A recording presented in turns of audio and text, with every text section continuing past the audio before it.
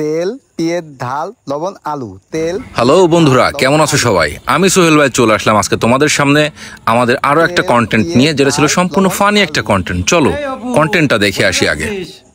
পরে কত তচ্ছি? তেল, পেঁয়াজ, ঝাল, লবণ, আলু। এই দা কোনে যাচ্ছিস এরকম দৌড়ত দৌড়ত? তাতা আমি কি ততি যাচ্ছিলাম, আপনি কিছু আমাদের আজকের কন্টেন্টের মজার বিষয়টা হলো, ঘটনাটি এরকমই। আমাদের অপু ভাই তিনি সবকিছু ভুলে যান, কোনো কিছুই তার মনে থাকে না, তাই বারবার তাকে জিজ্ঞেস করে নিতে হয় কি বলেছেন, ভুলে গেছেন। ওয়াহাব ভাইয়ের সাথে দেখা হলে তিনি সেরকমেরই তার ঝাল, পেঁয়াজ, নুন, লবণ, আলু কিনতে যাওয়ার কথা ভুলে যাওয়ায় সে পুনরায় জিজ্ঞেস করলো ওয়াহাব ভাইয়ের কাছে। ওয়াহাব ভাই তাকে বলে দিল তার কি কিনতে হবে। সে আবার রওনা দিল, চলতে শুরু করলো। কিন্তু কিছুক্ষণ পর কি হলো? ডাল, লবণ, আলু। না বলো, তার ভালো হইলো না।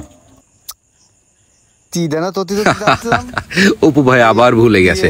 তিনি আবার চলে এলেন ওয়াহাব ভাইয়ের কাছে, আবার জিজ্ঞেস করতে সে যেন কি কিনতে যাচ্ছিল। আমি ততি যাচ্ছিলাম জানো।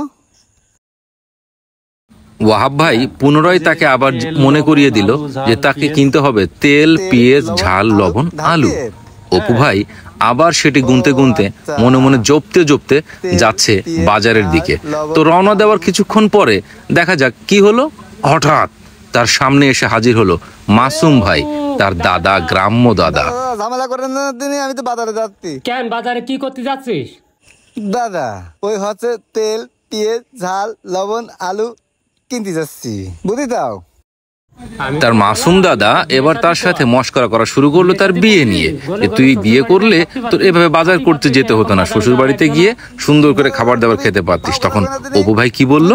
তোমার সাথে দেখা হলি তুমি শুধু বিয়েতে দাও, বিয়ে দিয়ে আমি করবো না, আমি ছোট মানুষ না, তুমি জানো না আমি শুধু ভুলে যাই। অপু ভাইকে মাসুম ভাই বোঝাতে চাইলো বিয়ে করলে মানুষ বড় হয়ে যায়, তুমিও বিয়ে করো, তুমিও বড় হয়ে যাবা। চলে যাও। তুমি পাও কথা কই না, তুমি শুধু পাও কথা কও। আমি বন্ধুরা, এটা ছিল দাদা নাতির সম্পর্কের কারণে তাদের রসিকতা। তো তারা আরো কি বললো চলুন আমরা আরো একটু শুনে আসি। সব করায় তোর আম্মু।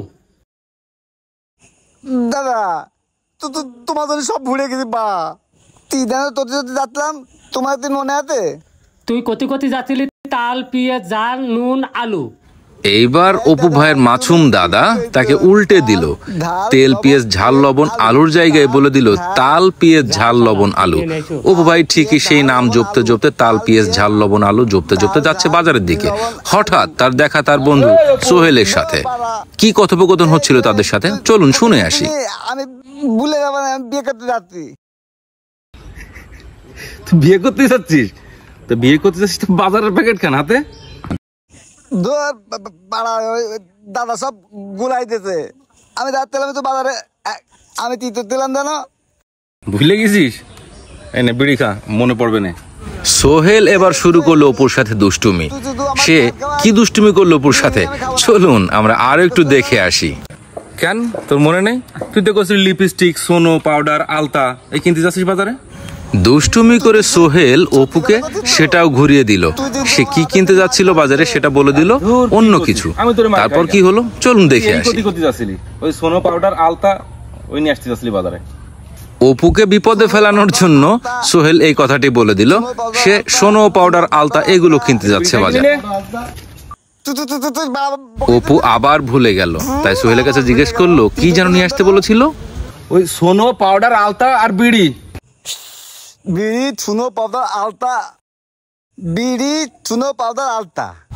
অপু এবার সোনো, পাউডার, আলতা আর বিড়ি গুনতে গুনতে বাজারের দিকে গেল এবং সেখান থেকে সে ফিরে এলো বাজার করে। ফিরে আসার পথে আবার সোহেলের সাথে তার দেখা। কি বললো সোহেল তাকে? হ্যাঁ থপ তেনেতি। শুরু হয়ে গেল আর এক পশলা দুষ্টুমি অপুর সাথে সোহেলের। চলুন কি বলে তারা শুনে আসি। কথা করলি বিড়ি করে তো সিগারেট নিয়ে আসিস তুই। আরে বালালে বিড়ির বদলে ভিতরে দিতে ওর টপাল আমি ঠাপা বানিয়েছে। আচ্ছা ঠিক আছে তাহলে যা বাড়ি যাচ্ছিস, ব্যথার মলম নিয়ে আসার কথা কইছিলাম, আনেছিস ব্যথার মলম? এইবার সোহেল অপুকে বলল ব্যথার মলম নিয়ে আসার কথা, কিন্তু ব্যথার মলমটা আসলে সে নিয়ে আসতে যায়নি। কিন্তু তারপরও তাকে ব্যথার মলমের কথা বলে দিল। কেন ব্যথার মলমের কথা বলে দিল বুঝতে পেরেছেন? কারণ অপু যখন উল্টাপাল্টা বাজার নিয়ে বাড়িতে যাবে, তার পরবর্তীতে যেটা লাগবে সেটার জন্য বলেছে মলম নিয়ে যাওয়ার কথা।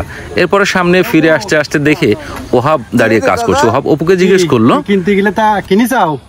হ্যাঁ তাতা, সব তো চিনে নিয়ে আইছি। তাতা সোহেল আবার তো ব্যথার মলমের কথা, আমি কি ব্যথার মলমের কথা কইলাম? দেখি দেখি কি কি কিনেছিস? সবকিছু দেখে শুনে তো ওহাব একেবারে অবাক। তুই কি কিনে নিয়েছিস? এ সোনো, পাউডার, আলতা, লিপস্টিক, কি দেখেছেন দাদা, এই সব দোষ এই সোহেলের। ও আমি ভুলে গেলাম, আমি ওর কাছে দিয়েতে এলাম, ও সব উল্টো পাল্টা করে দিয়েছে কথা। তাহলে যা এবার বাড়ি যা, তোর মা দেখছে না, জাটাতে দেবে না। আমার মা আমার চিঠি তবেন না, আমি বড় হয়ে দিচ্ছি না, আমার মা আমার এখনো ভয় পায়। যা তাহলে বাড়ি যা, বেতার মলম কিনতে গেছে, দিলে দেখছে না কি করে। তুমি থাকো। ওহাবের সাথে কথা শেষ করে অপু বাড়ির দিকে হাঁটতে হাঁটতে চলে গেল। তো বন্ধুরা, এখন আমরা শেষ পর্যায়ে চলে এসেছি গল্পের। দেখব অপু এই বাজারটি করে নিয়ে যাওয়ার পরে তার পরিবার থেকে তাকে কি অবস্থায় ফেরত পাঠায়। বাবা গো, ওরে বাবা, ছাড়া সোহেল, তোর দুধে আমি মারবো, ছাড়া তুই আমার মার খাওয়াচ্ছিস, তোর গুচি মেরে চুমুন্দি। তো বন্ধুরা, কেমন লাগলো আমাদের আজকের কমেডি নাটকটি? ভালো লাগলে অবশ্যই আমাদেরকে কমেন্ট করে জানাবে কেমন লাগলো তোমাদের। ধন্যবাদ সবাইকে।